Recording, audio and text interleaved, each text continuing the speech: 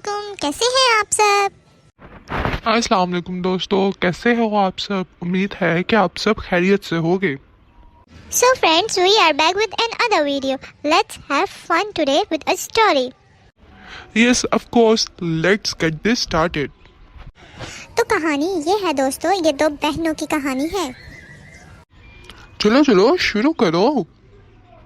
एक दफ़ा का जिक्र है कि किसी जंगल के करीब एक छोटी सी फैमिली रहा करती थी। उस फैमिली में पेरेंट्स और दो छोटी बच्चियां रहती थीं। वो सब बहुत खुशी से रह रहे थे, लेकिन अचानक एक दिन उनके मामा की डेथ हो गई। उनके मामा उन्हें छोड़ के हमेशा के लिए अल्लाह मियां के पास चली गईं। बच्चियां छोटी थीं और बहुत उदास रहने लगी थी, तो उनके बाबा ने सोचा क्यों ना मैं बच्चियों के लिए एक नई मामा ले आता हूँ। उन्होंने दूसरी शादी का फैसला किया और उनके घर एक नई मामा उन बच्चियों के लिए आ गई। लेकिन उन तो उसके बच्चियों की पापा वो को जो पता नई था मामा क्या? थी वो उन्हें ज़्यादा प्यार नहीं करती थी, वो बल्कि उनसे काम करवाती थी। अभी तो वो छोटी छोटी थी, लेकिन फिर भी उनसे सारे काम करवाया करती थी। अरे नहीं, वो उनके बाबा के जाने के बाद उन बच्चियों से काम लेती थी और उन्हें मारा भी करती थी। एक दिन बच्चियों ने सुना कि उनकी जो नई मामा है वो उनके बाबा से कह रही है कि इन बच्चियों को मैं नहीं रख सकती, आप इन बच्चियों को कहीं दूर जंगल में छोड़ आए। बच्चियाँ सुनकर रोने लगी और रोते रोते अपने बिस्तर में जाके वापस लेट गई। सुबह होते ही उन बच्चियों के बाबा उन्हें तैयार करते हैं और कहते हैं कि आज जंगल में कुछ लकड़ियाँ काट कर आते हैं। वो बच्चियाँ अपने बाबा के साथ चली जाती हैं और जंगल पहुंचते ही उनके बाबा उन्हें कहते हैं कि आप जाओ थोड़ा सा आगे जाके खेलो। जैसे ही वो बच्चियाँ थोड़ा सा आगे जाती हैं, उनके पापा वापस घर की तरफ आ जाते हैं।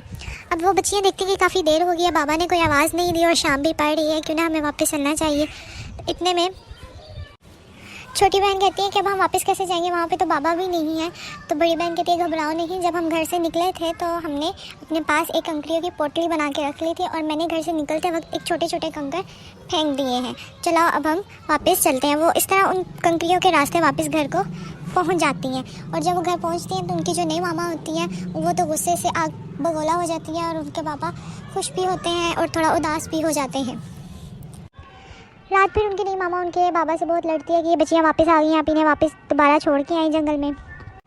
बच्चियाँ सुबह उठती हैं, उठ के तैयार होती हैं और उनके बाबा उनकी तलाश लेते हैं कि अब की बार तो उन्होंने कुछ कंकरियाँ कोई इस तरह की चीज़ बांध ली, लेकिन अब की बार वो एक रोटी ले जाती हैं अपने साथ दुपट्टे में बांध कर।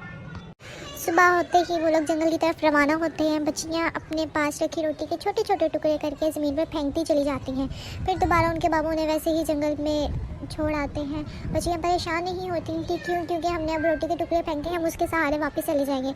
लेकिन जब वो वापस की तरफ मुड़ती हैं तो देखती हैं कि वहाँ से रोटी के टुकड़े तो परिंदे खा चुके हैं।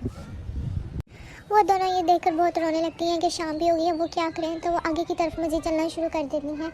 आगे चलते जाते हैं तो उन्हें एक छोटा सा घर नज़र आता है। वो जाके उसमें रात गुजारने के लिए बैठ जाती हैं। ओह नो, ये तो उनके साथ बहुत बुरा हुआ। अरे आगे सुनो तो सही कहानी, तुम पहले ही कहने लगे कि उनके साथ बहुत बुरा हुआ।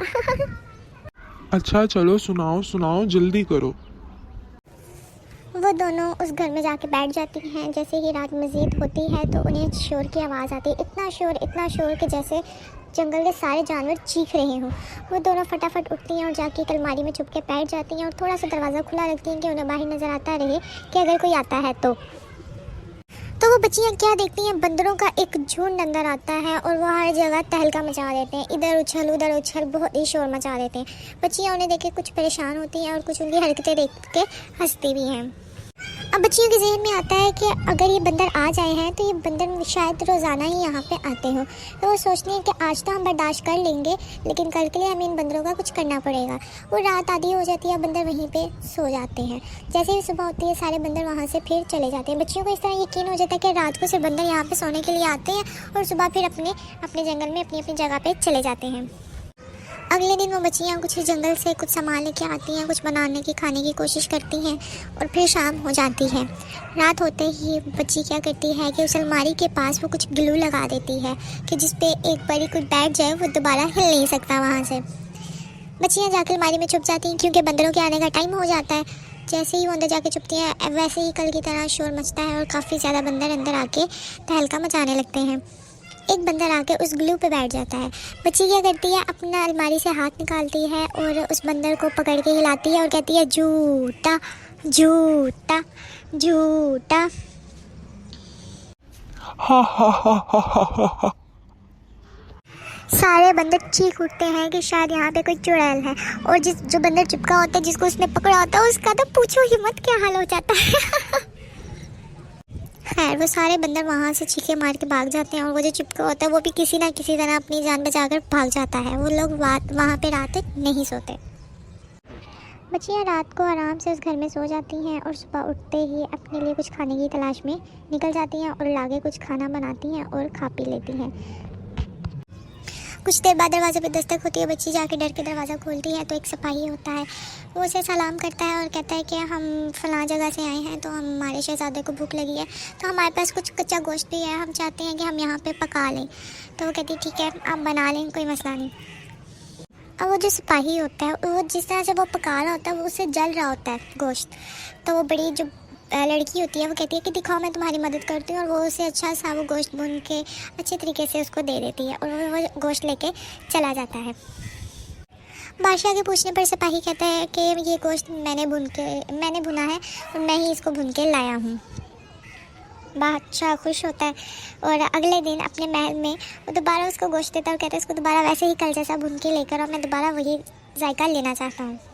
अब वो सिपाही परेशान हो जाता है, और वो अब बादशाह को साफ सीधी बात बता देता है कि वो गोश्त उसने नहीं भुना था, बल्कि उस घर में एक लड़की मौजूद थी, उसने भुना था। बादशाह अपने सिपाहियों को हुक्म देते हैं कि उस बच्ची को उस लड़की को लेकर आया जाए, और जब उस बच्ची को उस लड़की को लेकर आते हैं तो बादशाह उस लड़की को देख के बहुत खुश होता है और उसको शादी करने के लिए कहता है। इस तरह उस लड़की की शादी उस बादशाह के साथ हो जाती है, और वो एक आलीशान महल की मलका बन जाती है, और उसकी बहन भी उसके साथ ही रहने लगती है। काफ़ी अर्सा गुजर जाने के बाद लड़की, वो जो मलका बन चुकी होती है, वो अपने बाग में टहल रही होती है कि वो बाहर की तरफ देखती है कि कोई बूढ़ा आदमी है जो खाने की फरियाद कर रहा है, लेकिन सिपाही उसको धक्का देके वहाँ से भगा रहे हैं। तो वो कहती है रुक जाओ, ये कौन है और ये क्या कह रहा है। वो कहती है कि कुछ रोटी खाने पीने के लिए मांग रहा है। तो वो गौर करती है जब उसके चेहरे पे, तो उसको चेहरा उसका कुछ पहचाना लगता है। वो क्या करती है, कहती है इस बुज़ुर्ग आदमी को खाना दो और इसे अंदर बुलाओ। वह जब बुज़ुर्ग अंदर आते हैं, और जब वो मलका उस बुज़ुर्ग को देखती है तो वो रो पड़ती है, क्योंकि ये वो उसके बाबा ही होते हैं। वो देख के इतना रोती है और पूछती है कि बाबा आपकी हालत कैसी हुई, क्या हुआ आपको, जो हमारी नई मामा थी वो कहाँ चली गई हैं। उन्होंने कहा कि बेटा उसने मुझे भी घर से निकाल दिया था, अब मैं भी इसी तरह जंगल में ही ज़िंदगी गुजार रहा हूँ। फिर वो अपनी बच्चियों को देख के इतना खुश होता है कि वो एक आलीशान महल में रह रही हैं, और वो तो महल की मलका है। फिर अपने बादशाह से सारे वाक़े का जिक्र करती है, और बादशाह नरम दिल बादशाह होता है, वो उसके बाप को भी अपने साथ रख लेता है। इस तरह से वो बच्चियाँ और वो बाप फिर से एक हंसी खुशी ज़िंदगी बसर करने लगते हैं। अल्लाह हाफिज़।